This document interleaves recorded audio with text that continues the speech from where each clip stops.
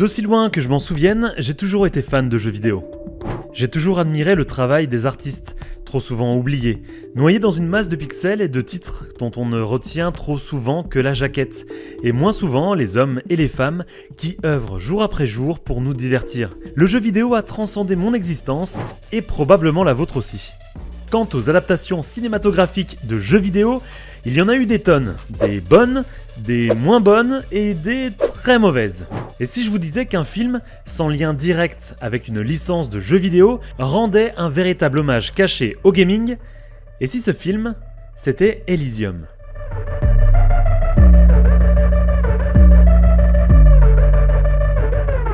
Remettons un peu de contexte. Réalisé par Neil Blomkamp, Elysium sort en 2013 sur grand écran. Second film après District 9, qui avait été encensé par la critique, Elysium marquera moins les esprits.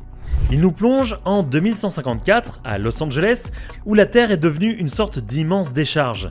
Les plus riches ont trouvé refuge sur Elysium, une station spatiale luxueuse en orbite offrant une qualité de vie inégalée.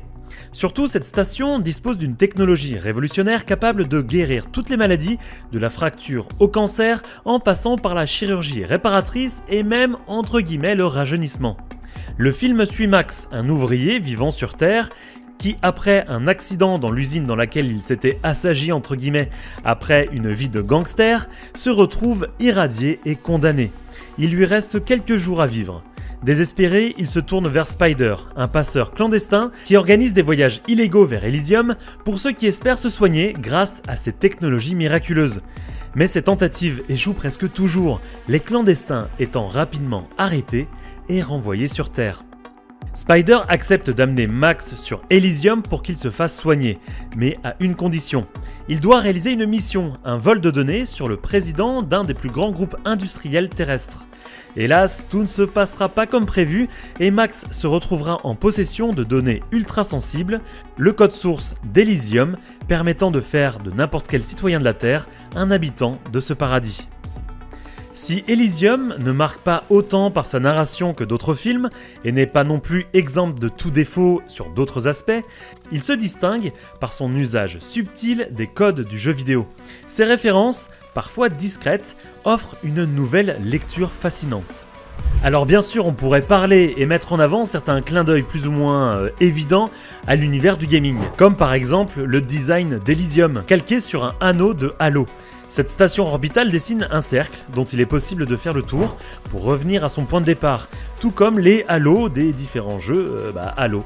On y retrouvera même certains plans du film donnant l'impression que l'on suit Max comme dans un jeu vidéo, avec une caméra suivant le personnage principal, comme c'est le cas dans un TPS, ou un jeu de tir à la troisième personne. Bref, ça et tant d'autres petits clins d'œil au monde vidéoludique sont disséminés dans le film. Mais ce n'est pas sur ces éléments-là que je souhaitais m'attarder, c'est plutôt sur la construction du film.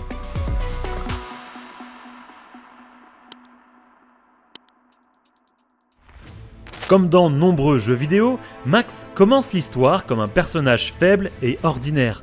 Bon nombre de jeux vidéo permettent aux joueurs d'améliorer leur personnage, en remplissant des quêtes ou en réalisant des actions, permettant ainsi une évolution du personnage non pas liée à l'évolution émotionnelle ou au caractère du personnage au fil de l'histoire, mais bien en termes de caractéristiques comme la force ou la vitesse. Un mécanisme simple qui fait la joie de tout bon fan de RPG notamment. Elysium va donc prendre ce concept et va se l'approprier.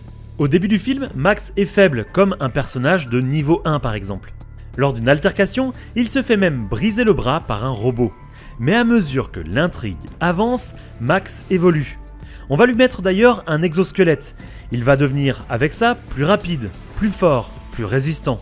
Il finit même par vaincre un robot similaire à celui qui l'avait blessé, illustrant parfaitement une montée de niveau comme dans les RPG.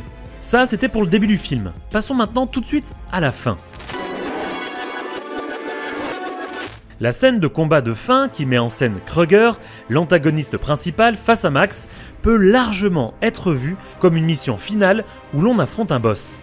Et si on y regarde de plus près, cette scène va littéralement prendre des codes du jeu vidéo pour les intégrer dans le film. Une zone close où l'on doit affronter l'antagoniste principal avec comme seule issue la mort d'un des deux personnages. Franchement, ça fait très jeu vidéo. Évidemment, Spider, présent sur les lieux, arrivera à déverrouiller une porte pile après la mort de Kruger, comme on peut le voir dans des dizaines ou des centaines de jeux où la progression est bloquée tant qu'on n'a pas tué le boss ou tous les autres ennemis d'une zone. Mais en plus de ça, Max va passer par l'armurerie de la station juste avant d'affronter Kruger, comme dans tout bon FPS où, avant d'affronter un boss, le jeu offre entre guillemets aux joueurs la possibilité de se ravitailler en munitions, soins et autres. Enfin, parlons des vies de Max. Vous le savez sans doute, dans les mécaniques de jeu les plus anciennes, le joueur a globalement toujours eu 3 vies.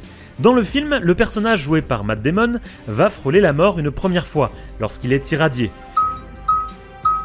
Puis une seconde fois, lorsqu'il est grièvement blessé par Kruger. Et à la fin du film, Max va perdre sa 3e vie en se sacrifiant pour permettre à tous les habitants de la Terre d'être citoyens d'Elysium.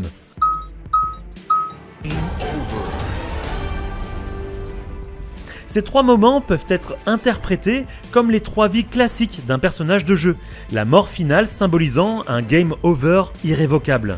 Ici, Neil Blomkamp va plutôt mettre en avant l'itération ultime du game over en tuant définitivement son personnage principal après lui avoir fait perdre ses autres vies.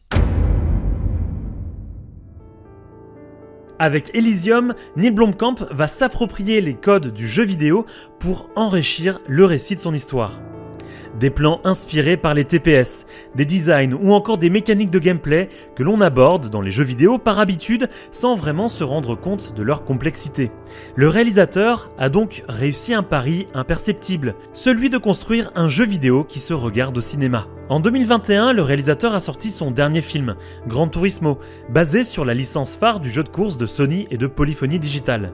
Puis en 2024 sort en Early Access Off the Grid, un jeu reprenant les codes de ces univers, de District 9 à Elysium en passant par Chappie, et dont il assure l'écriture et le lore.